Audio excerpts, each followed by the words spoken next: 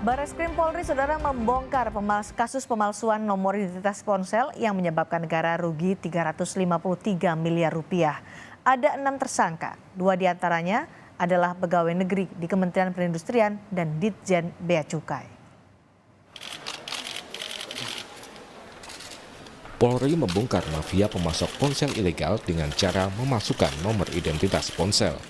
Kabar Reskrim Mabes Polri, Komjen Wahyu Widada menyebut para pelaku beraksi sejak 10 hingga 20 Oktober 2022. Polisi menyebut para pelaku memasukkan lebih dari 191.000 ponsel hingga membuat negara merugi hingga 353 miliar rupiah. Ada dugaan kerugian negara, di mana kalau rekapitulasi IMEI ilegal sejumlah 191.965 buah ini, kalau dihitung dengan PPh 11,5%, kira-kira sementara dugaan kerugian negara sebesar 353 miliar 748 juta. Polisi menyebut dari 6 tersangka, 4 tersangka merupakan pemasok ponsel dan 2 tersangka lainnya ASN dari Kementerian Perindustrian dan Ditjen Bea dan Cukai. Dan modus operandi pelaku ini adalah tidak melakukan proses permohonan IMEI ini hingga mendapatkan persetujuan Kemenkominfo atau secara tanpa hak langsung memasukkan data IMEI tersebut ke dalam aplikasi CEIR. Polisi akan menonaktifkan ratusan ribu ponsel yang terdata menggunakan nomor identitas ilegal karena tidak mendaftarkan nomor-nomor internasional Mobile Equipment Identity atau IMEI sesuai prosedur. Ada 191.000 ponsel yang akan dimatikan. Dari jumlah itu, mayoritas ponsel yang terdampak adalah iPhone sebanyak 176.000 unit.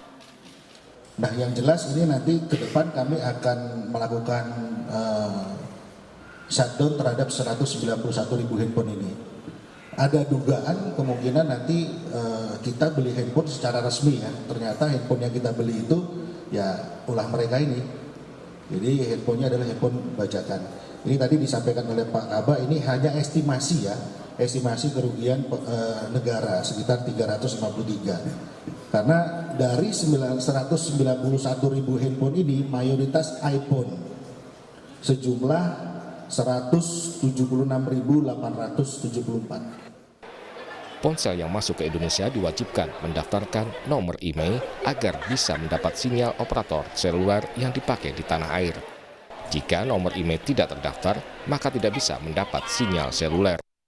Polisi juga akan mendirikan posko pengaduan untuk memfasilitasi warga yang menjadi korban ponsel ilegal tanpa prosedur verifikasi. Tim Liputan, Kompas TV. Polisi membongkar mafia pemasok ponsel ilegal yang melibatkan pegawai negeri di Kementerian Perindustrian dan Ditjen Bea Cukai. Akibat ulah mereka, negara rugi hingga 353 miliar rupiah. Mengapa praktik seperti ini terjadi? Apa yang harus diwaspadai masyarakat agar tidak menjadi korban? Kami akan bahas bersama Direktur Eksekutif ICT Institute sekaligus pengamat teknologi Heru Sutadi. Selamat malam Pak Heru. Selamat malam Mbak Cindy, apa kabar? Pak Heru, IMEI ini apa sih kalau dalam bahasa sederhana, bahasa awamnya? Ya, IMEI itu sebenarnya kepanjangan dari International Mobile Equipment Identity. Jadi ponsel kita itu ada identitasnya gitu ya, yang nggak sama harusnya dengan ponsel-ponsel lain. Jadi memang ini merupakan, ya betul, jadi memang sejak 2020 pemerintah mengeluarkan kebijakan tentang IMEI gitu ya. Karena apa? Karena memang sebelumnya itu kan kitanya hanya jadi pasar ponsel dari pasar ponsel dunia gitu ya. Kita punya 350 juta pengguna, tapi kita nggak kebagian gitu loh untuk ekonomi yang bergerak dari ponsel gitu ya. Hanya jadi mediator. Jadi memang keputusan pemerintah adalah bagaimana para pabrikan ponsel ini memiliki pabrik di Indonesia gitu ya. Dan beberapa sudah memiliki pabrik di Indonesia, dan memang untuk memproteksi mereka yang sudah berinvestasi di Indonesia, dilakukanlah kebijakan IMEI. Jadi kalau misalnya ponselnya itu diproduksi di Indonesia, IMEI-nya aman. Tapi memang kan harus ada pembatasan IMEI ponsel yang datang dari luar gitu ya. Jadi kalau ponsel yang datang dari luar ini, kalau IMEI-nya tidak terdaftar di database yang namanya SER gitu ya, Centralized Equipment Identity Registration. Jadi ini database untuk IMEI yang ada gitu ya, dan IMEI yang ada di Indonesia. Jadi kalau misalnya yang dari luar itu, mereka harus kita masukkan dalam database tersebut. Jika memang tidak dimasukkan dalam database, ya mereka nggak bisa menggunakan ponselnya di Indonesia gitu ya. Memang ada pengecualian untuk turis ya, dikasih waktu nggak begitu lama, tapi mereka tetap pakai. Tapi kalau waktunya terlalu lama juga akan diblokir itu. Apa yang kemudian dilakukan oleh para pelaku terkait dengan IMEI ini sehingga bisa memunculkan kerugian negara lebih dari miliaran rupiah, ratusan miliar rupiah? Ya kalau kita lihat memang ada potensi atau demand dari masuknya ponsel-ponsel dari luar negeri yang mau masuk ke Indonesia karena mereka nggak bangun pabrik nih, terutama merek iPhone ya. Karena kan memang pemerintah ini juga menjadi pertanyaan juga adalah memberikan perlakuan yang berbeda terhadap iPhone sehingga iPhone itu banyak diproduksi dari luar masuk ke Indonesia gitu ya. Ya tentunya memang untuk bisa terregistrasi, ya ini kan ada biaya masuk ya, ada biaya masuk yang dikenakan terhadap ponsel tersebut gitu ya. Apalagi iPhone kan harganya kan lumayan gitu ya. Bisa satu ponsel itu 2-3 juta lah minimal untuk biaya masuk gitu loh. Nah ini mungkin ada demand dengan jumlah pengguna iPhone Indonesia yang juga cukup besar sehingga mungkin cara-cara yang ilegal di mana mungkin menggunakan orang-orang yang memiliki akses terhadap database IMEI tersebut sehingga produk-produk tersebut bisa masuk tanpa mereka membayar biaya masuk sebagaimana seharusnya. Ini penyelundupan gaya baru lah, penyelundupan dengan ya modus white collar crime lah gitu ya. Jadi putih nih, kejahatan kerah putih nih. Oke, apakah ini bisa dikaitkan dengan kasus yang terakhir kita mendengar ada si kembar yang menjual iPhone dengan harga murah dengan skema Ponzi, akhirnya banyak korbannya juga dengan kerugian yang juga miliaran rupiah. Bisakah ini dikaitkan dengan kasus itu?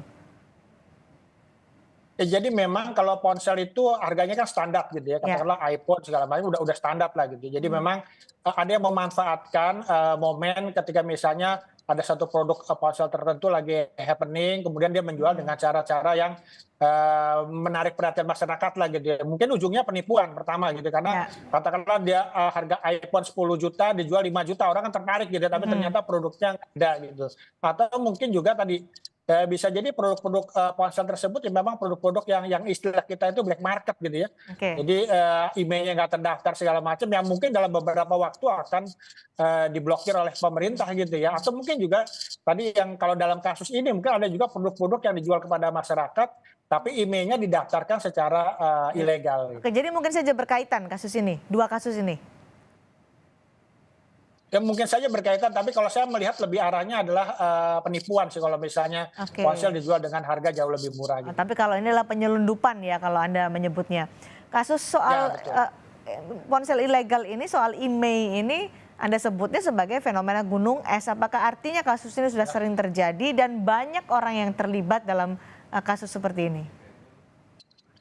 Ya jadi kalau tadi disampaikan misalnya hanya di 2022 gitu. Jadi kan kalau kita lihat kebijakannya kan dari 2020 gitu ya. Artinya kalau kita trace back ke belakang ini ada 3 tahun nih yang mungkin saja memang peristiwa ini sudah terjadi gitu ya. Dengan jumlah ponsel yang lebih banyak. Karena kalau kita lihat tahun lalu aja yang masuk ke Indonesia itu ada 35 juta ponsel gitu ya. Katakanlah 15%-nya ilegal. 15% itu sekitar 5 juta ponsel dengan harga biaya masuknya 2 juta rupiah bisa 10 triliun sebenarnya angka kerugian negara gitu. Nah ini memang juga kita mengharapkan aparat penegak hukum untuk lebih mendalami.